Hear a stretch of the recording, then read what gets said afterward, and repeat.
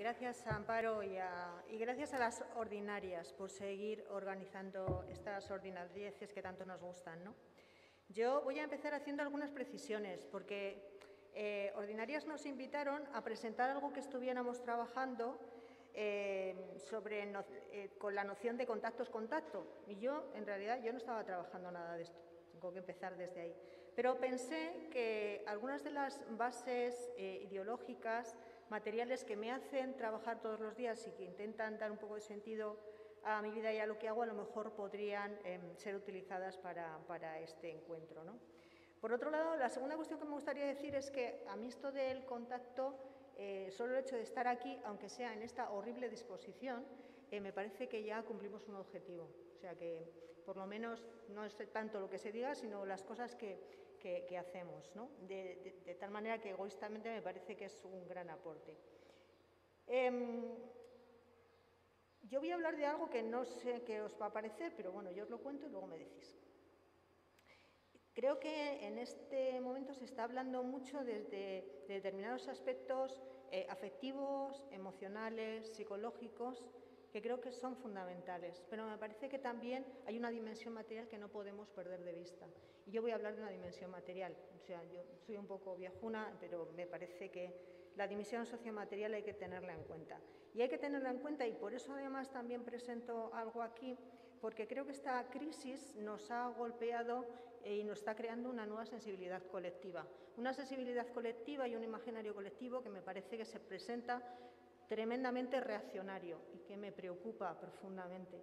Y entonces, en ese intento muy pequeñito, en el intento de aportar un granito de arena, pues voy a intentar contar alguna cosa para que no se consolide ese imaginario, ¿no? Un imaginario que yo lo pensaba estos días, estar aquí de pie, esto impone. Yo pensaba estos días que este imaginario, ha habido una gestión de la pandemia que no ha sido muy buena, de tal manera que lo que oyes constantemente esto de los políticos no tienen ni idea. Los políticos no tienen ni idea, no saben lo que hacer. Pero es que además tampoco los sanitarias tienen ni idea. Pero es que los epidemiólogos que no saben nada de este bicho, ¿no? Entonces se ha instalado esta especie de nadie sabe nada, como nadie sabe nada, y yo voy a hacer lo que me dé la gana. Entonces lo que me da la gana es, pues yo tengo la libertad de tomarme una Coca-Cola, un whisky o un café.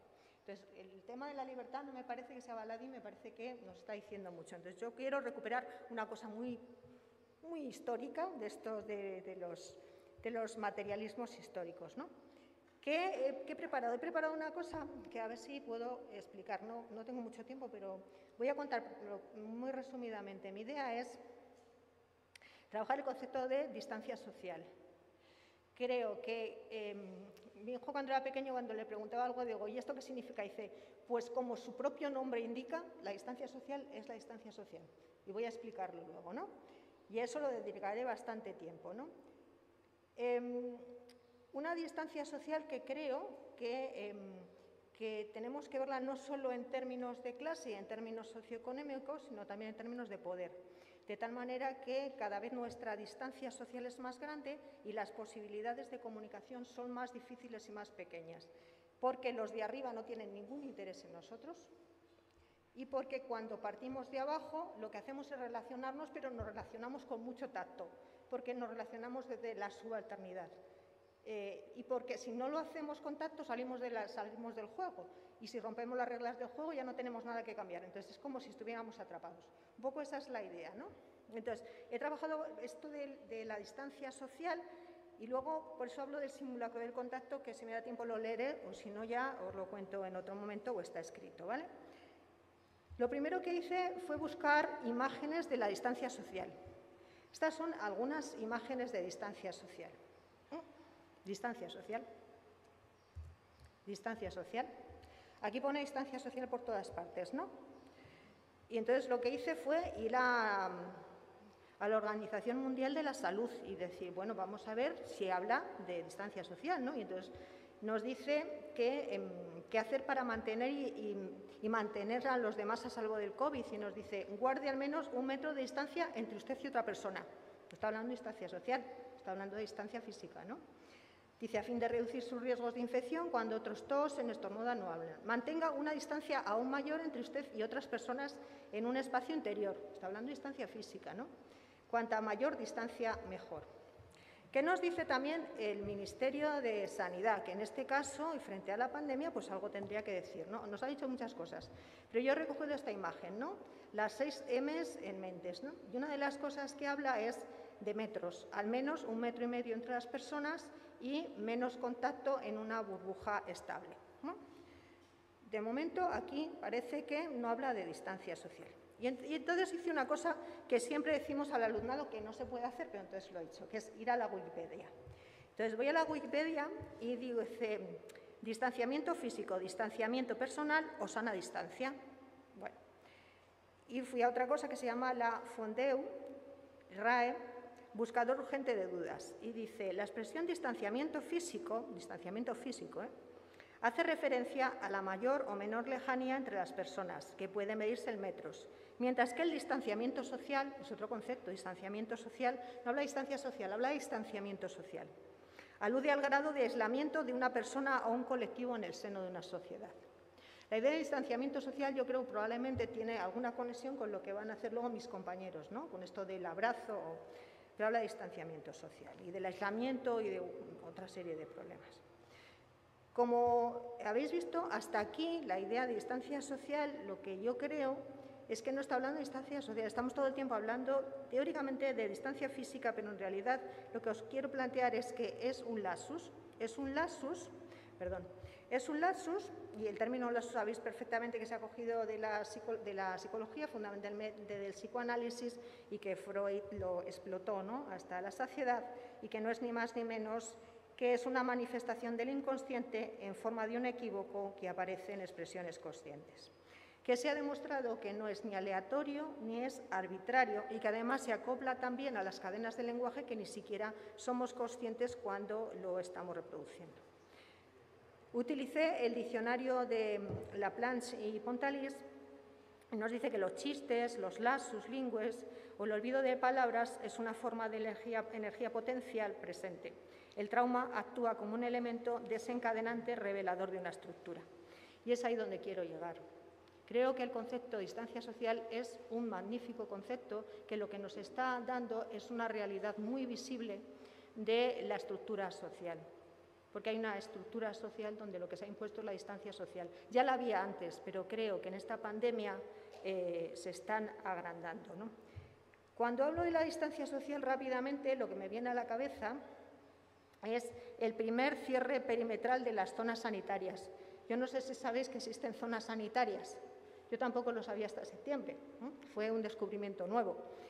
Se cerraron 37 zonas sanitarias en Madrid, 26 dentro de la ciudad y 6 de los pueblos, coincidiendo además con las zonas más empobrecidas de la ciudad y curiosamente con el sur.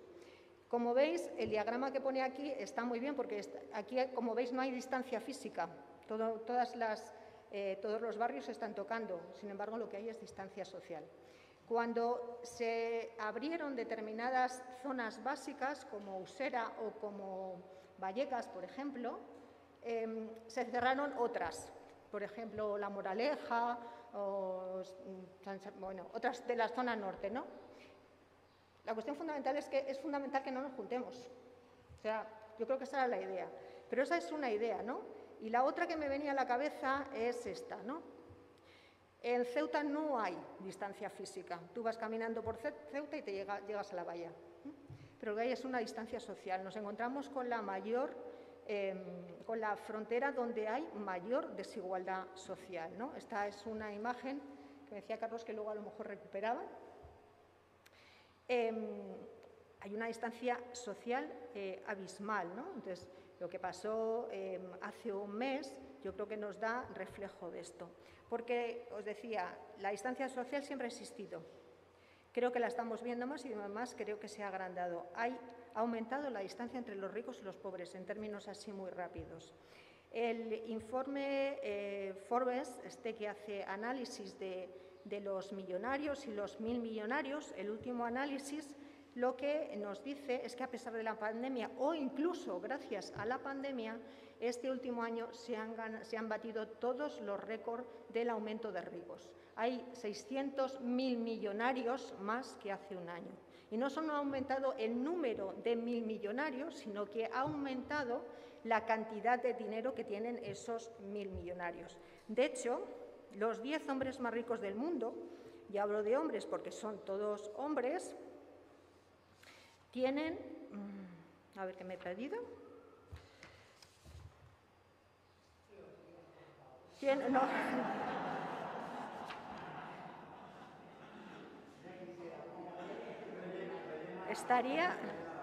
Estaría fantástico si fuera así y lo repartieran sobre todo, pero la cuestión es que los 10 hombres más ricos del mundo han aumentado además, por supuesto, sus capitales, tienen la cantidad de dinero suficiente como para financiar las vacunas de todo el planeta. Es que quería llegar a ese dato, ¿no? Trabajando esto, he encontrado un autor, un profesor de la Universidad de Columbia, que se llama Diego Armús, que investiga la enfermedad como un fenómeno político y cultural. Yo creo que este concepto que estoy manejando encaja bastante bien con esta idea de la enfermedad como fenómeno político y cultural. Y él dice que las epidemias no son nada democráticas, que ha estudiado muchas epidemias y ninguna epidemia en ningún momento ha afectado más a los ricos que a los pobres. Siempre han afectado más a los pobres. ¿Por qué? Entre otros factores, es verdad, como se ha dicho muchas veces y además se está repitiendo constantemente, ¿no? Esta idea de el virus no distingue de clases. Claro que no, el virus no distingue de clases, pero hay una estructura social que posibilita que la gente más pobre, porque está más hacinada, porque tiene un trabajo informal y tiene que salir todos los días porque si no, no come, porque ahí tiene una mayor densidad de población, porque no hay infraestructuras sanitarias, porque no hay rastreadores o porque no hay trazabilidad de la enfermedad, por supuesto que se contagia más. Por tanto, el virus no distingue de clases sociales, pero las clases sociales más desfavorecidas son las que lo sufren en mayor medida. De hecho, he cogido los mapas de los países que más fallecidos han tenido y los que más vacunas están poniendo. Tendría que haber una correlación entre eso, ¿no?, para evitarlo, y sin embargo, para nada. Las 200 millones de vacunas que ya se han administrado en al 45% de las personas del G7, de los 7 países más ricos del mundo, donde solo vivimos el 10% de la población, ¿no? Mientras los 29 países más débiles o más pobres, como Guinea o Ruanda, empiezan a vacunar y hay 1.840 millones de personas, es un cuarto de la población del mundo, que vive aún sin vacuna. Esto en el mundo. ¿Y en España qué pasa? Pues en España, digamos que la distancia social se hace tendencia, o sea, siempre ha existido, ¿no? Había un informe, el informe FOESA de 2013, que lo que analizaba era la crisis anterior, la crisis financiera. Ya lo que nos decía es que se había producido una fractura social de tal tamaño que hay un porcentaje elevadísimo de población que está rozando la exclusión social. Y el último informe de Intermon Oxfam lo que nos dice es que en España cerca de más de 1 millón de personas está cerca de la pobreza severa. Intermon Oxfam considera pobreza severa a aquellas personas que no viven con más de, o sea, que solo tienen 16 euros para vivir al día. Y pobreza relativa a aquellas que viven con 24 euros al día. Y dice que las personas que han aumentado su pobreza relativa están en torno al 23% de la población española. Estoy hablando de España, estoy hablando de aquí, no estoy hablando de Guinea o de otros países, ¿no? Esto es hablando en términos de ricos y pobres, pero también hay una serie de distancia social que está marcada por los territorios, ¿no?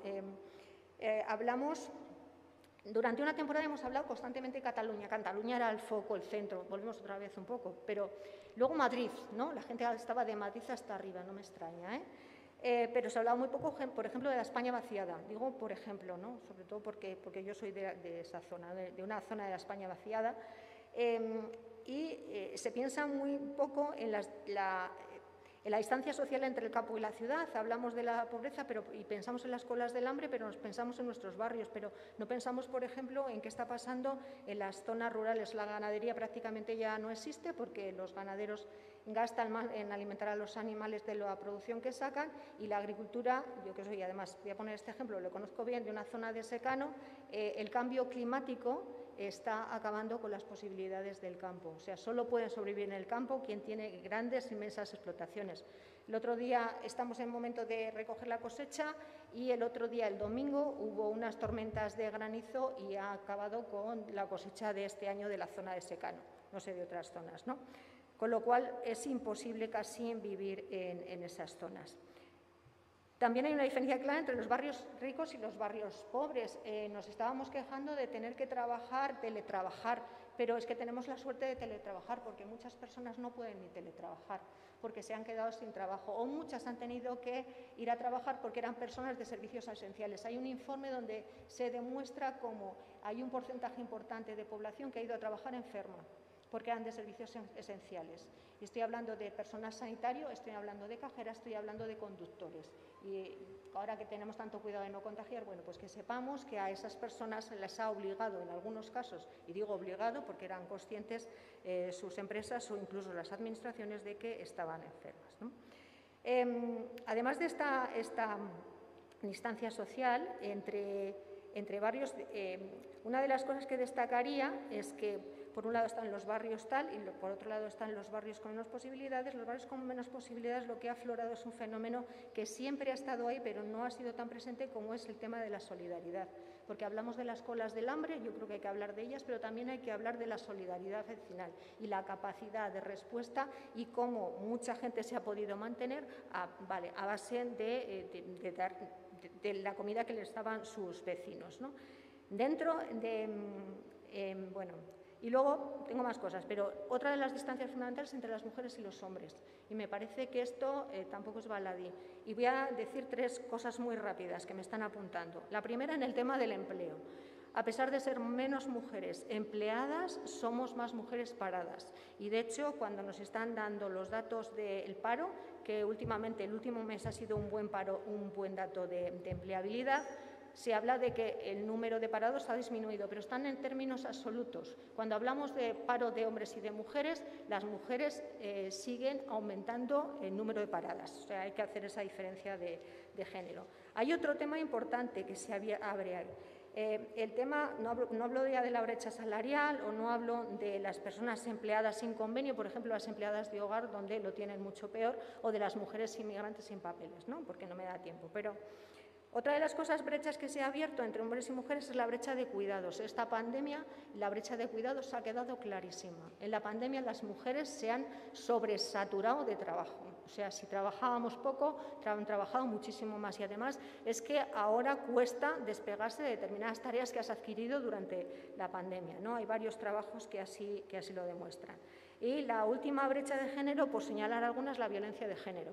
Durante el tema del encierro hubo las llamadas a consultas sobre violencia de género subieron un 650%. Entonces, en ese momento todavía no había asesinatos porque sabíamos perfectamente que como estaban controladas todavía no temíamos que hubiera asesinatos, pero en cuanto se ha abierto los asesinatos han empezado. De hecho, en un mes llevamos ya un total de 11 asesinadas, ¿no? Entonces, esto es en torno a la distancia social, ¿no? Y lo que os planteaba al final es esto, que la distancia social cada día es más grande y que la comunicación entre esta sociedad está tan polarizada cada vez es más difícil, la comunicación es más difícil, ¿no? Y que cuando intentamos desde abajo mantener algún tipo de relación, comunicación, mediación o negociación con los de arriba, siempre lo hacemos con tacto. Pero lo tenemos que hacer con tanto tacto que al final no transformamos nada. Entonces, lo que me planteo es cuál es la forma de poder cambiar sin tanto tacto, porque cuando desde arriba y desde otros pensamientos lo hacen sin ningún tipo de tacto, incluso triunfan. Que véase Bolsonaro, Trump, Ayuso o Abascal, no tienen ningún tacto y sin embargo están triunfando. Y sin embargo, ¿por qué cuando estás en una posición desde abajo tienes que tener tanto cuidado, tanta mediación, tanto tacto? Y lo digo sobre todo porque la pandemia lo que ha hecho es no evitar el fingimiento, es decir, esto de darte golpecitos, que parece que tal, esto de dar besos al aire, que parece que todos somos muy amiguitos y tal, eso no lo hemos tenido. ¿Había contacto? No lo había. Tú te llevabas bien con la gente y la llamabas o no la llamabas. Entonces, yo creo que ha desvelado también un montón de fingimientos que también merecería la pena que explotáramos un poquito. Y bueno, pues nada más. Me quedaban más cosas, pero...